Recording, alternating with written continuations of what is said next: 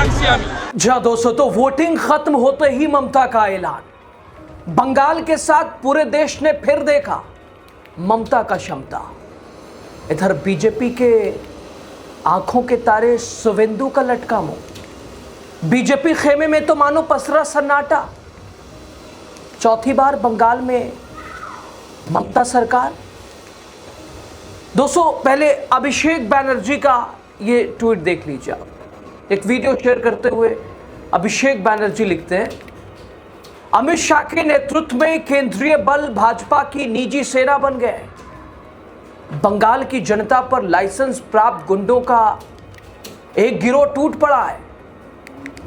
उदय नारायणपुर में एक बुजुर्ग व्यक्ति अपने बेटे के साथ वोट डालने गया। चलने में असमर्थ होने के कारण उनके बेटे ने उन्हें बूथ तक ले जाने की कोशिश की। केंद्रीय बलों ने दोनों को धक्का दिया और उनके साथ मारपीट की। बुजुर्ग गिर पड़े, उन्हें तुरंत अस्पताल ले जाया गया, जहां उन्हें मृत घोषित कर दिया गया। सुबह से ही केंद्रीय बल आम नागरिकों को आतंकित कर रहे हैं, महिलाओं को थप्पड़ मार रहे हैं, बुजुर्गों पर हमला कर रहे हैं, यहां तक के बच्चों पर भी हमला कर रहे हैं। ये 2021 की शीतल कूची मानसिकता है।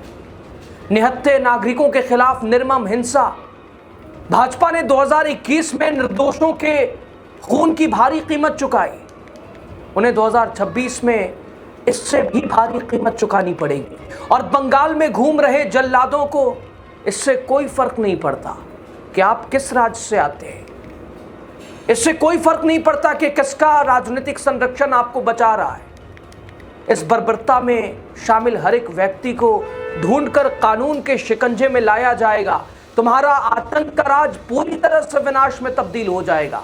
इधर टीएमसी ने भी दोस्तों हमला करते हुए लिखा, इतिहास अपने आप को सबसे भयावह तरीके से दोहरा रहा है। भाजपा ने 2021 में बहाए गए निर्दोषों के खून की भारी कीमत चुकाई। 2026 में उन्हें इससे भी भारी कीमत चुकानी पड़ेगी। और बंगाल में बेशर्मी से घूम रहे केंद्रीय बलों को तो बता दें कि जब तक मौका है छिप जाओ। कानून का शिकंजा आखिरकार तुम सब पर कसा जाएगा।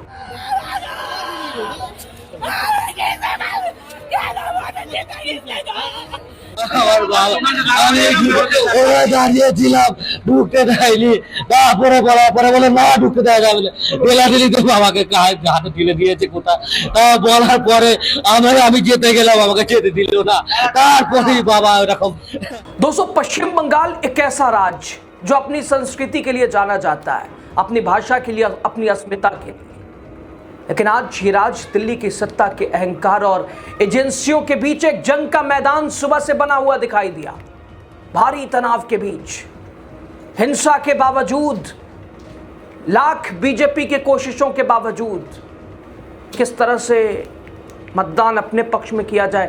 खैर वोटिंग पूरी हो गई, लेकिन दोस्तों ये टूटा हुआ मतदान का रिकॉर्ड जो कि 5 बजे तक 90% के भी पार, ये ममता की आहट का फिर से संकेत दे रहा है। दोस्तों वैसे बंगाल में किसकी सरकार आएगी ये तो कहना बहुत मुश्किल है। हालांकि एग्जिट पोल में भले ही बीजेपी एग्जिट हो रही है धरातल पे, लेकिन एग्जिट पोल बीजेपी को ही बहुमत देता नजर आ रहा है। लेकिन ये कहना कि कौन आएगा ये तो मुश्किल है। लेकिन दीदी का कॉन्फिडेंस इस वीडियो में साफ झलक रहा है। ममता दीदी ने साफ साफ बता दिया क्या होने वाला है। 2/3 से ज्यादा बहुमत, कोई शक नहीं है।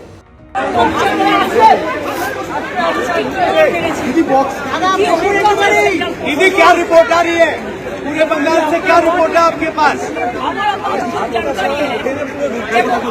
आस्ते आस्ते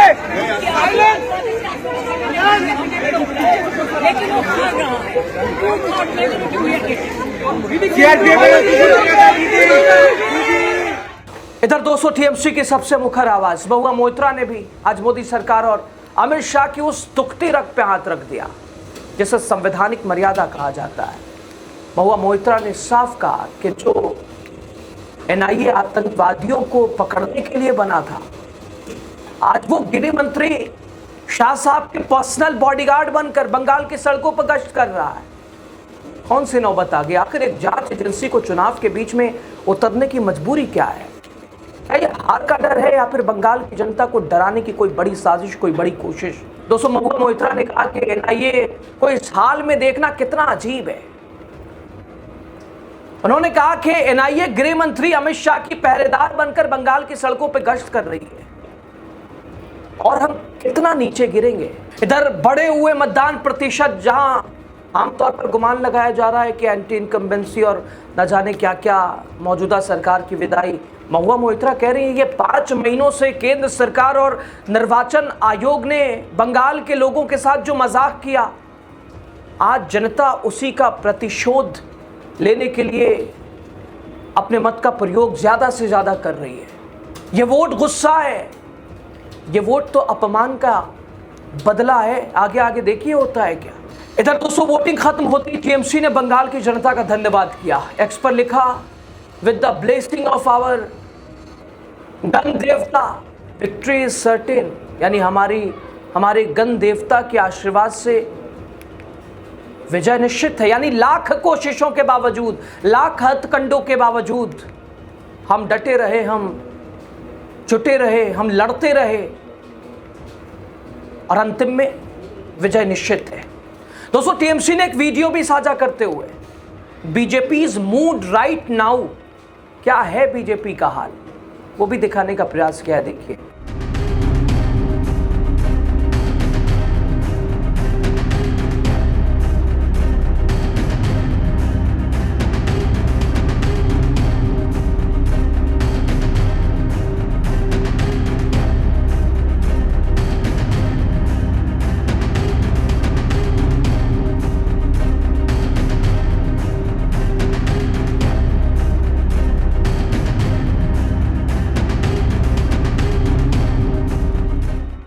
इधर दोस्तों, एग्जिट पोल भी आने शुरू हो गए हैं। हालांकि ये एग्जिट पोल बंगाल में तो भारतीय जनता पार्टी के लिए फिर से एग्जिट, कि यहां कोई एंट्री नहीं है आपकी। हालांकि सब अपने अनुरूप चला रहे हैं। नेशनल मीडिया, जिस पे आप क्या भरोसा करेंगे? सरोकार की खबरें, पता नहीं 160वें नंबर पर जिसका स्थान हो विश्व में, उसकी एग्जिट पोल पे आप भरोसा करेंगे? और इधर ममता बनर्जी का तेवर बता रहा है कि चौथी बार ममता सरकार, लाख कोशिशों के बावजूद। दोस्तों, पश्चिम बंगाल विधानसभा चुनाव दोनों चरण समाप्त हो चुका है और इधर केंद्रीय बल राज्य में अभी भी तैनात रहेंगे अगले आदेश तक। यानी सूत्रों के हवाले से बताया, मतदान प्रक्रिया पूरी होने के बाद भी केंद्रीय सशस्त्र बल यानी सीएपीएफ, उनकी 700 कंपनियां बंगाल में, क्यों भाई, बंगाल में रहेंगी। हालांकि इससे पहले केंद्रीय गृह मंत्री अमित शाह ने सोमवार को प्रचार के आखिरी दिन बताया था कि बंगाल में विधानसभा चुनाव के बाद कम से कम 60 दिन और केंद्रीय सुरक्षा बल तैनात रहेंगे। लोग सवाल तो पूछ रहे हैं, क्यों? चुनाव में तो समझ आता है, अब काम हो गया, उठाइए बोरिया बिस्तर। लेकिन ये संकेत दे रहा है, क्या ऐसे अपने आप को नैया पार लगानी है जो जनता का आशीर्वाद ना मिले, साथ ना मिले, तो ऐसे नहीं तो वैसे आमतौर पर कथित आरोप लगते रहे। अब इन तमाम चीज़ों को अगर तोड़ तोड़ के देखिएगा, मिलाइएगा सभी को, तो संकेत जो देगा वो लोकतंत्र के लिए, लोकतंत्र की सेहत के लिए अच्छा नहीं होगा। लेकिन ममता बनर्जी की ताकत ने एक बार फिर साबित कर दिया और दिखा दिया कि वाकई एक नारी पूरी भाजपा पर भारी, हवाई चप्पल, सफ़ेद साड़ी, क्या कहेंगे आप, इससे बताइएगा।